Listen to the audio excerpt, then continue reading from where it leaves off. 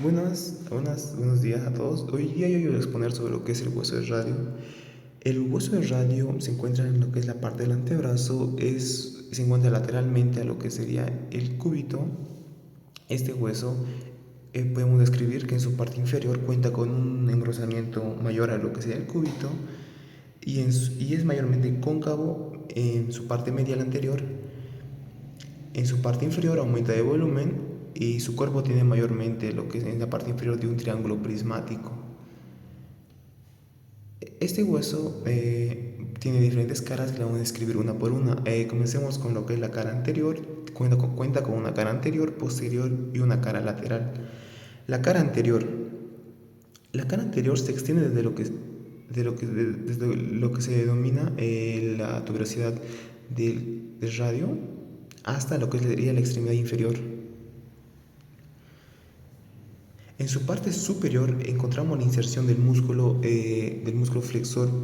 flexor largo del pulgar, y en su parte inferior encontramos la inserción del músculo del pronador cuadrado.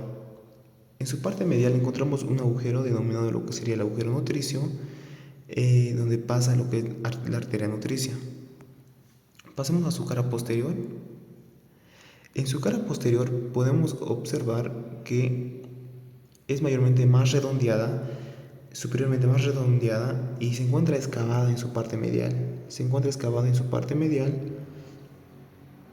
Acá se encuentran dos crestas que se dirigen inferior y lateralmente, que limitan la inserción de dos músculos que serían el músculo aductor largo del pulgar y el músculo extensor corto del pulgar.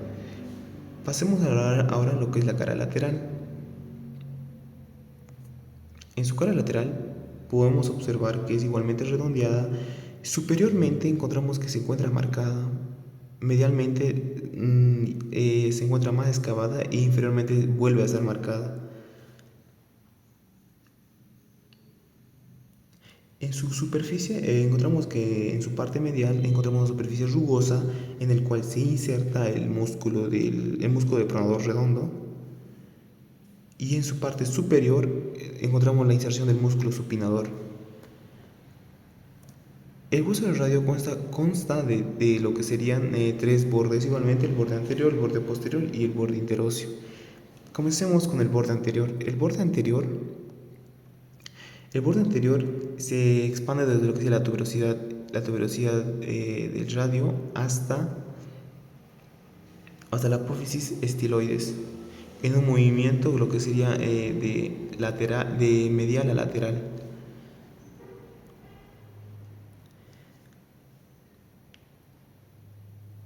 Superior a lo que sería la cabeza del radio, encontramos que se inserta el músculo del flexor superficial de los dedos. Se inserta lo que es el músculo flexor superficial de los dedos. Pasemos ahora a lo que es su borde posterior. El borde posterior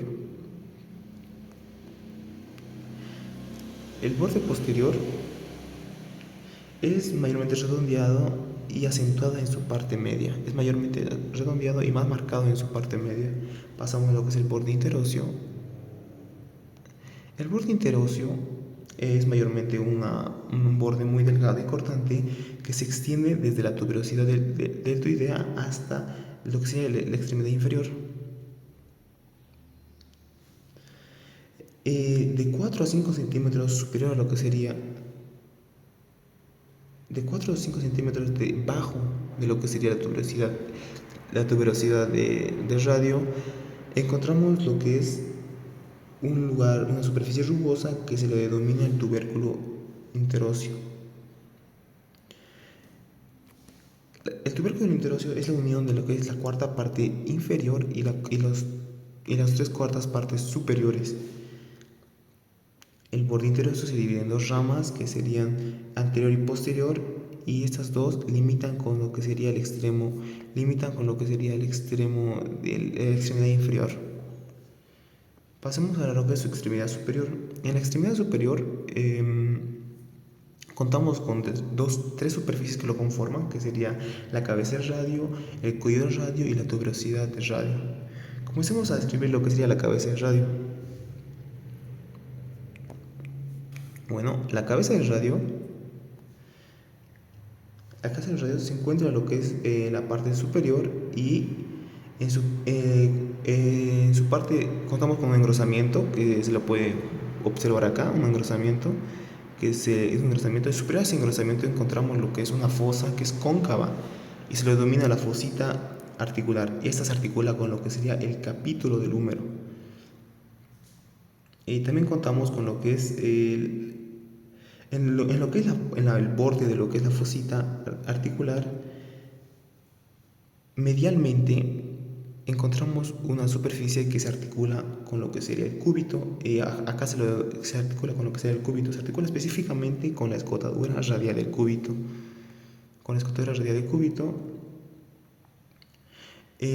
lo que sería la cabeza del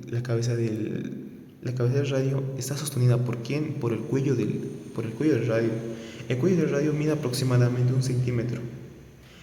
Ahora contemos con la tuberosidad del radio. La tuberosidad del radio es una eminencia ovoide, es lisa anterior y es mayormente irregular.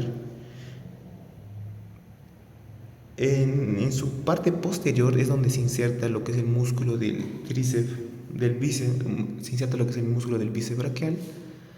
Pasemos ahora a lo que es el extremo inferior.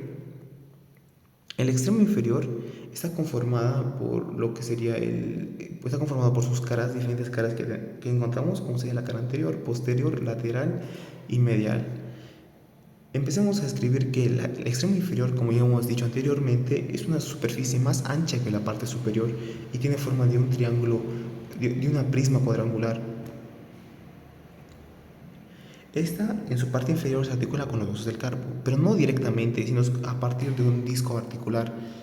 Encontramos que en su parte lateral y triangular inferior se articula con el hueso del escafoides, y en su parte medial y cuadrangular se inserta con el músculo, con el hueso del carpo semilunar. Pasemos a sus caras. Bueno, la cara anterior es lisa y cóncava, y acá es donde se inserta lo que es el músculo de pronador cuadrado, parte del músculo de pronador cuadrado. En su cara posterior encontramos que es recorrida por dos surcos. Está recorrida por dos surcos, uno lateral y uno medial. El lateral es donde se inserta mayormente el tendón del extensor largo del pulgar, y el medial está inervado por los tendones de los músculos extensores de los dedos y el extensor del índice. Pasamos ahora a lo que es su cara lateral. En su cara lateral, en su parte lateral o cara lateral, está recorrida igualmente por dos surcos, una anterior y otra posterior.